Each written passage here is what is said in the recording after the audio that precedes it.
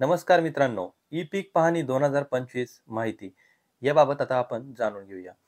E पीक पाहणी ही महाराष्ट्र सरकारची एक महत्त्वाची डिजिटल योजना आहे, जी शेतकऱ्यांना त्यांच्या पिकांची माहिती ऑनलाईन नोंदवण्याची सुविधा देते. यामुळे शेतीविषयक योजनांचा लाभ अधिक प्रभावीपणे मिळतो. एक नोंदणी कालावधी खरीप हंगामासाठी जून ते जुलै 2025, रब्बी हंगामासाठी नोव्हेंबर ते डिसेंबर 2025. शेतकऱ्यांना पिकाची नोंद वेळेत करणे आवश्यक आहे. नोंदणी कशी करावी? महाकृषी यंत्रणा ॲप वापरून किंवा ग्रामसेवक किंवा तलाठी यांच्या मदतीने.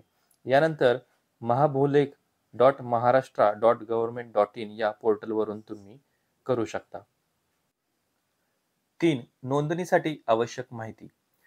7/12 उतारा, जमीन नोंद, त्यानंतर पिकाचे नाव व प्रकार, पेरणीची तारीख, मोबाईल नंबर व आधार क्रमांक. 4. ई पीक पाहणीचे फायदे. आता ई पीक करण्याचे फायदे काय आहेत? तर पीक विमा योजनेचा लाभ घेता येतो, शेतकरी सन्मान निधीचा लाभ घेता येतो, अनुदान योजनांची पात्रता यानुसार ठरवली जाते, नैसर्गिक आपत्तीमुळे नुकसान भरपाई मिळवणे, यानंतर खरीप व रब्बी योजनांची अचूक माहिती यामुळे शासनाला मिळते. 5. संकटमुक्त शेतीसाठी उपयुक्त. राज्यातील पीक नकाशे तयार होतात. सरकारला धोरण तयार करताना मदत होते. आता टीप पाहूया. नोंदणी वेळेवर न केल्यास अनेक योजनांचा लाभ मिळणार नाही. चुकीची माहिती दिल्यास लाभ रद्द होऊ शकतो.